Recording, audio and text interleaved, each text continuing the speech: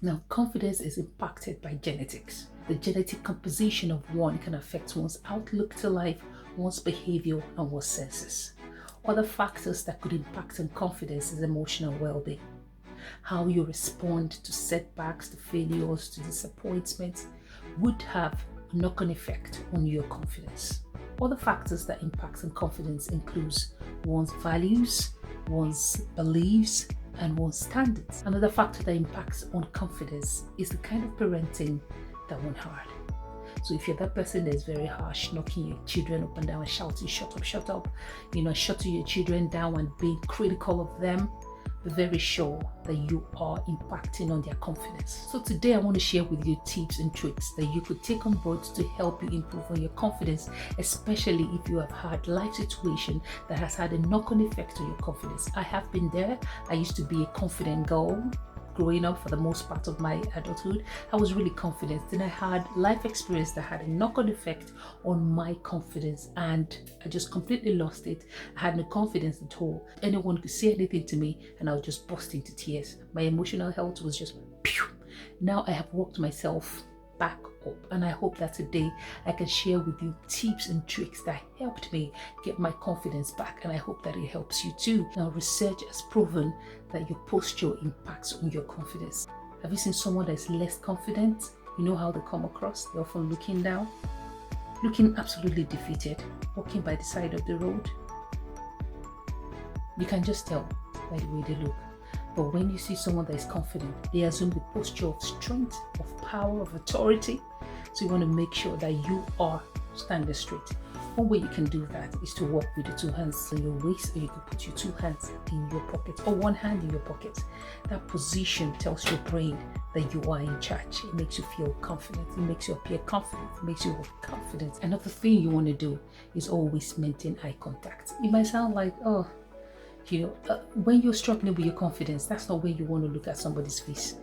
Anyone that looks at you, just looking away. You don't want to see people's face. But I tell you, do your best. Practice makes perfect. Always adjust and keep an eyeball.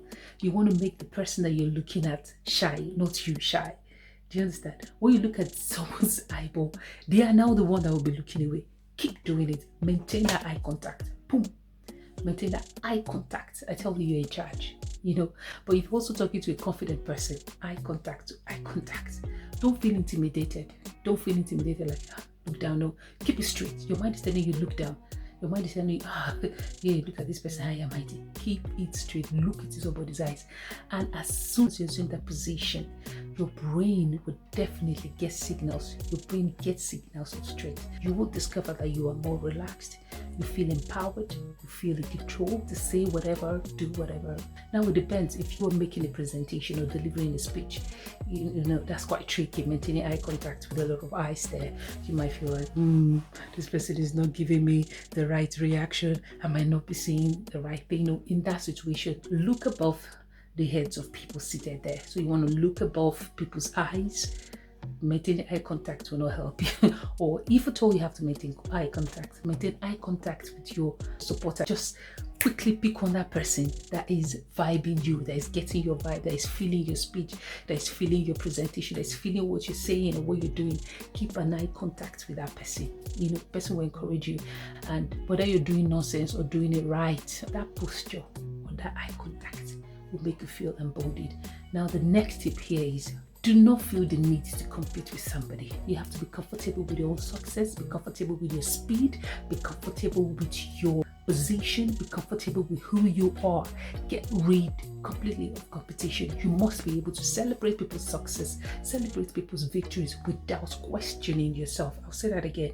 Learn to celebrate people's success, learn to celebrate people's progress without questioning yourself. Everybody's on a different journey, okay? Don't feel the need to compete with YZ. You cannot be them. They are on their own lane. They are who they are, okay? Now, when you learn to celebrate people, you will be comfortable with yourself. You know that I'm not in competition with anybody. We are just complementing one another. All right? My people will say, copy. Stop copying. Copy will make you feel inadequate. Copy will make you question your ability. If you question what you're doing, learn to be your own self.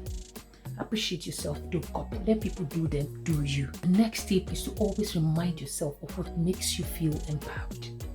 Now, this boils down to values. What are the things that makes you feel on top of your game? What are the things that makes you feel so strong, so powerful? For some people, what makes them feel empowered is their faith in God. For others, what makes them feel empowered is their value system. What is it that you attach value to? If your value system is based on things that are sane, the level of confidence you feel will be attached to that.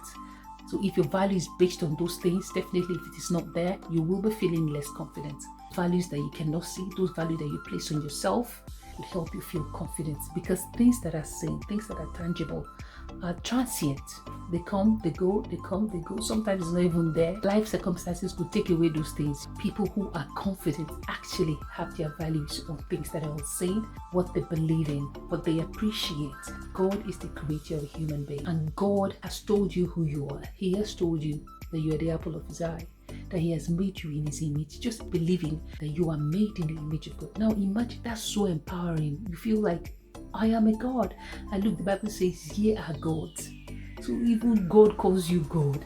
Knowing that, not just saying it and hearing it, believing it makes you feel really empowered, makes you feel so confident. So those things that make you feel empowered, please do well to take them on board. Now, there's nothing wrong with feeling empowered because you've got a nice body. If that's what you want, if that is what will make you feel confident, go for it. Now, that takes me to the next tip, which is accept it or fix it. For instance, you feel like, oh, I'm going to feel a lot more confident if I have these. Go for it. Okay? That will make you feel confident. Yeah, I've seen people who have struggled with their confidence because they have a mole on their face. I've had people who don't like some parts of their body, and it's pretty obvious that when they get that body fixed, their confidence will go high. Their confidence would improve. So for those people, by all means, why not? But the question is, what if you have a permanent scar on your body or a permanent change on your body?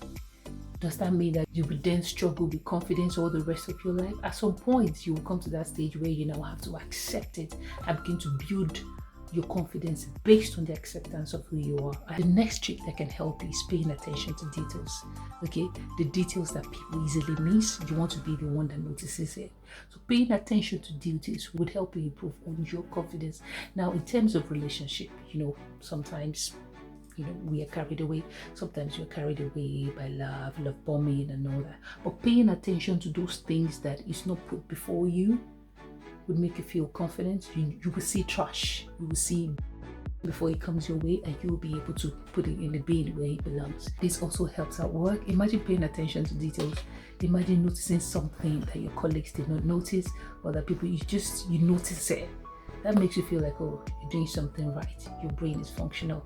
You are definitely going to have an improved confidence. Now, another tip here is do what you like. Do what you love to do. If you love to sing, continue doing it. Anything you like to do, make sure you are doing it. You're going to feel fulfilled. You're going to feel empowered. You're going to feel emboldened. You're going to feel in charge. You're going to feel powerful. You're going to feel a lot more confident, courageous, because you're doing what you love. You're doing what you love. You're going to find fulfillment in it. The next tip is be generous with compliments. Real compliments, patronizing compliments. Take pleasure in giving compliments, helping people smile. In fact, it's okay to give compliments such that the person is shy, but don't come across as patronizing. You want to give real compliments that are real, that are gained, that are earned, compliments that is quite obvious. All right, so give those compliments and don't sound patronizing. Next tip here is express yourself. Be free with your self-expressions, no matter how it comes across.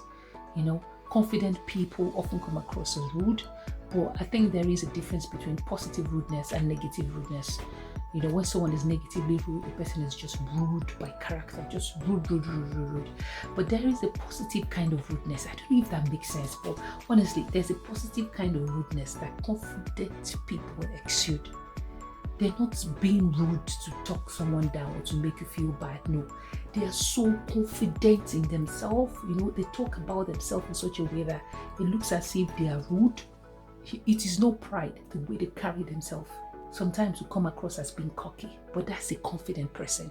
And that's the kind of rudeness you're looking at, and you're feeling like, yeah, I wish I can talk like this. I wish I can be this bold. Because the person is positively rude. So don't be afraid to express yourself. Express yourself the way you feel, as long as you're not talking anybody down. The self-expressions of yourself should come across as somebody who understands himself. Don't bring yourself down. You know, confidence is sexy. When people see your level of confidence, they know that you know what you want. They respect you. Being confident in recognizing who you are and speaking about who you are just takes away the riffraff. Speak of your boundaries with courage. Even if you're afraid to say it anyways. By the time they say, what did you say? Say it again. By the time you say, what are you saying? See, by the time you're repeating it the third time, your confidence will be and you'll be emboldened to say it some other time. Now, the next way to improve on your confidence is to question everything. Don't be timid. You know, don't be someone who accepts everything hook, line, sinker. You know what? Do you know that the Red Sea is green?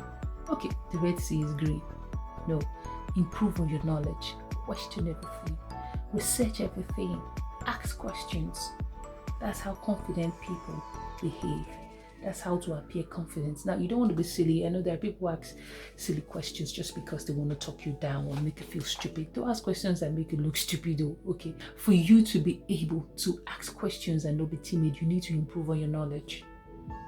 Research on things that interest you and just get to know. The fact that you know would impact on your confidence. You just know because you have read, you have researched, and you have observed as well. So this is where I draw the curtain today. If you have found this video helpful, please do not forget to share this video with your friends. And as usual, it's all love from me to you. Bye. Value and beliefs. Another factor that impacts on confidence. Another factor that impacts on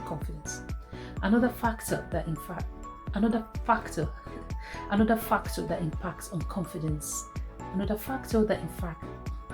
Another factor